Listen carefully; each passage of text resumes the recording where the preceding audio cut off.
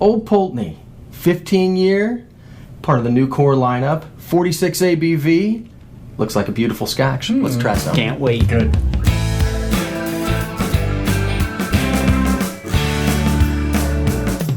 What's up, guys? Hey guys, Everybody. it is Scotch for Dummies. Four guys in the Scotch journey to help you with your next Scotch purchase. Which could be Should be. Old Pulteney. Old Pulteney, 15-year. Nice. Part of their new core lineup. Yes, it is. So they blew up the old line, much to some people's dismay. Good stuff. So Got what rid of got the shot? Got rid of the 17 and the 21. right. 17 is still out there, Award-winning. Yeah, I mean, you could still find both of those, but this is part of the new core line. So the 12 is still, Yep. it didn't go Still there. anywhere. Correct.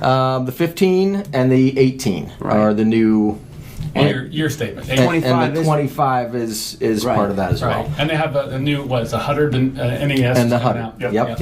Yep. So the bottle shape stayed the same, but you're looking at slightly different packaging. And this is our first taste of the 15. Well, and that's because not all of it is available here in the States just yet. It's all Correct. on the way, right? I believe so. If you're in the UK, You've had this for a year?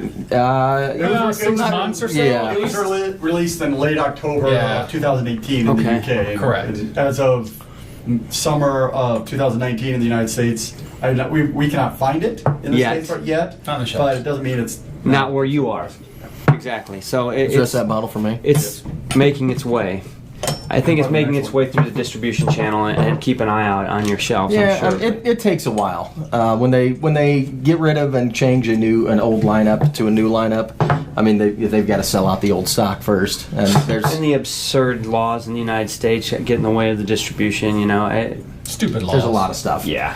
So we're looking at natural color, I'm assuming. Natural color, 46% ABV. This is aged primarily in second fill American oak ex-bourbon casks, and then it's finished in Spanish oak, Right. Oloroso sherry But butts. So it's got So maybe just a hint of sherry, used sherry, pulling perhaps? some sweetness from the sherry in there. We'll see what it does to So we're the expecting probably a little bit of Old Pulteney's magic of maltiness with maybe just a sprinkle of sherry. it's there. Is it? I mean, The magic. right? There, it smells like Yeah, Old it Pulteney. smells like Old Pulteney. It gotta smell like salt. It's briny. weird. Yeah, you get that briny on it. And why is that?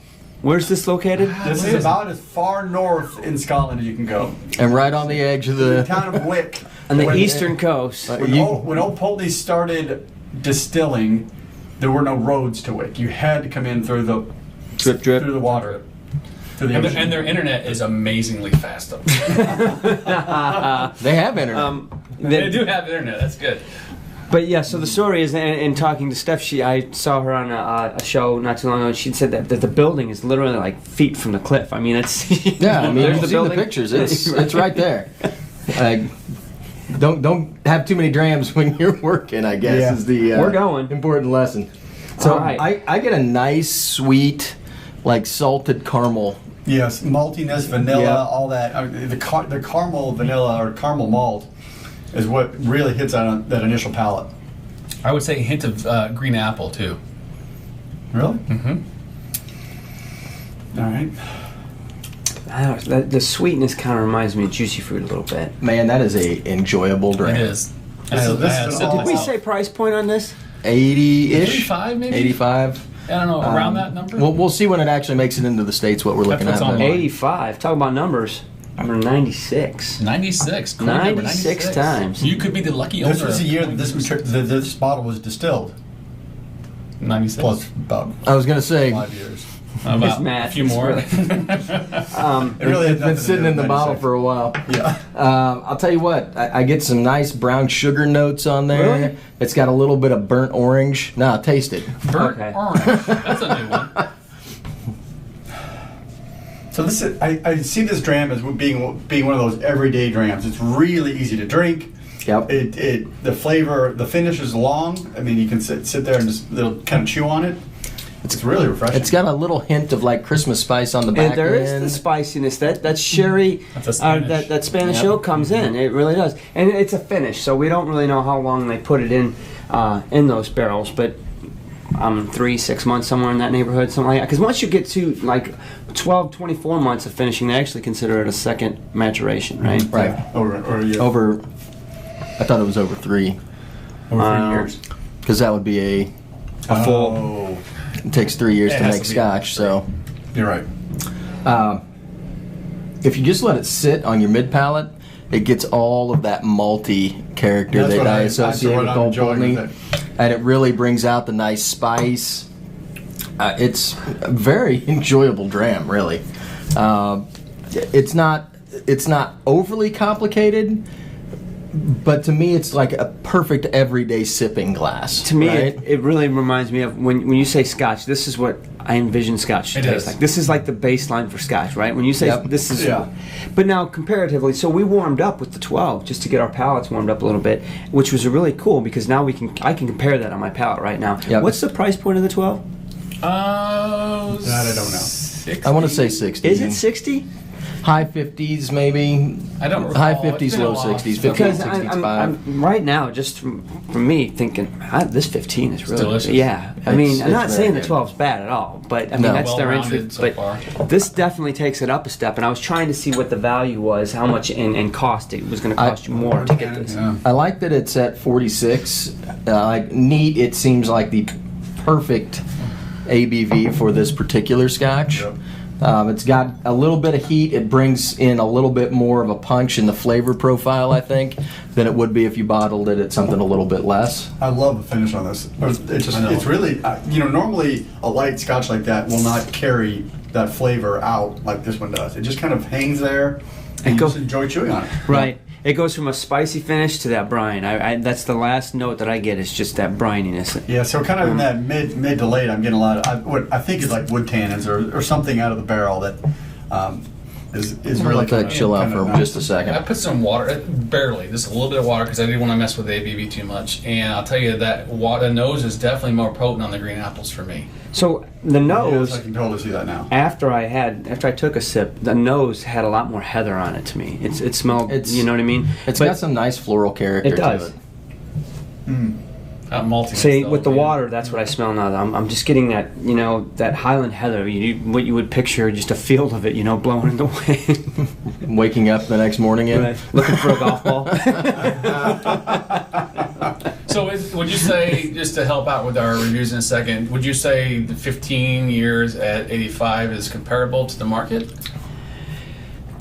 So I don't know why I do this, but I always throw in the Solera. The Glenfiddich 15 Solera is what like my baseline price for That's 15s true. for some reason. I don't know why that is, and it's like at $85. Yep. Yeah. Okay, so this is So comparable. this is right in line Right. With everybody with else. everybody else's 15, Yep. right? I don't see this being. It's good to know. Wow, this is, when you think, you're right, man, when you think of a nice malty Scotch, good flavor, this is hitting all those little bells and whistles. I didn't put a ton of water on there, but I did put a little bit on. And I mean, it's at 46, so I was expecting a pretty good step down in flavor profile, and just It kind of kept- the nose. It actually opened right up and brought out a lot of really nice It stuff. didn't hurt it, did it? Not at all. I No, put I- a little too much water when I poured it, and I was like, much, I did too. I thought, uh-oh. She held it. Honestly, the I'm getting more floral and apples and stuff out of it now. I get more spice on the finish now too. Yes, I do definitely. get more And the flavor. malt character's coming out a little bit more. It's more of a chewier mouthfeel now for some reason for me. Which I kind of was surprised about, because usually when you put water on stuff, you're watering it down, right? That's what you're doing. Surprise. That's gonna be a meme. Surprise. Anybody ready to go? Yeah, actually, I am. Okay. I haven't come down to a number Yeah, I forgot to think about quite yet, but I think one thing that I really like about this right off the bat and talking through with you guys is this is a very consistent dram.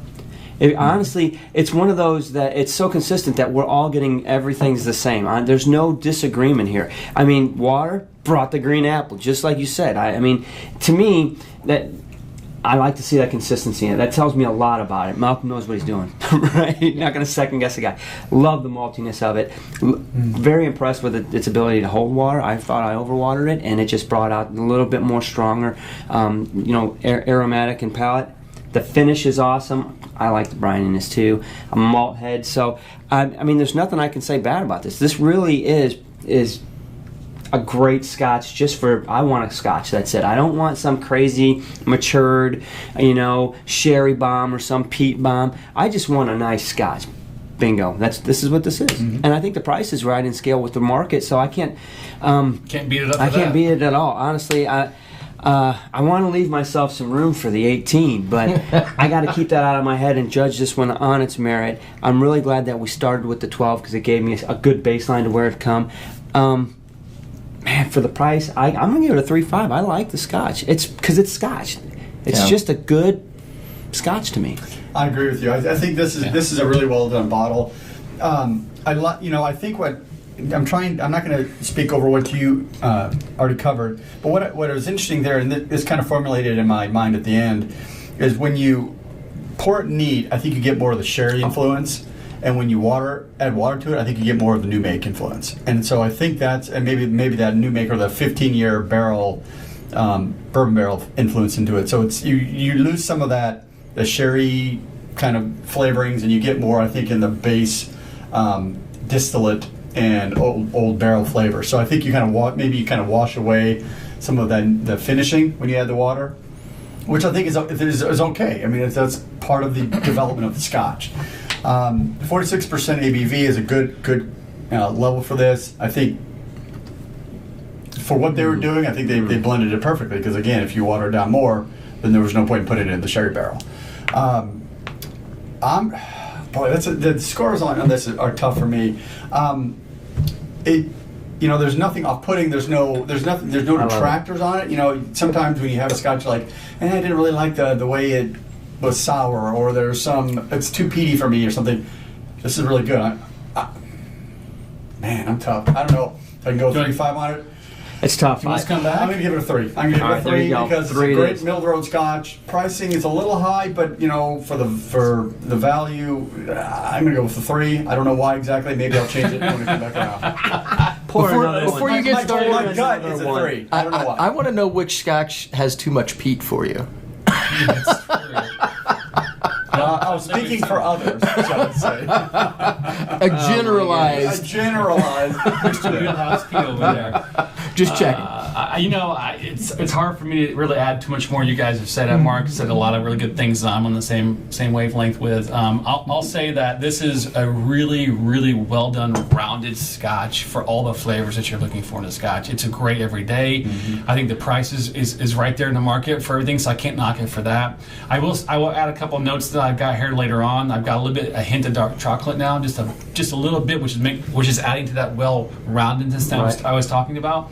And also a little bit more of the toffee and the caramel and the finish now after it's tapped a little bit with some water, as it definitely influenced that. It just great. There's no edge whatsoever on this. No, and I think that sherry butt, I don't know how I know, but that little sherry butt gave just a little bit, just a hint of sherry in there to kind of blend in with the other flavors and kind of give us some of those different, uniqueness to it. Round it out and fill in the edges. Yep. So I really, really like this one, and I really can't knock it for anything. I'm going to give it a 3.5. I mean, why not? I almost give it a 4, but it's not crazy complex. It's really, really good. Yeah.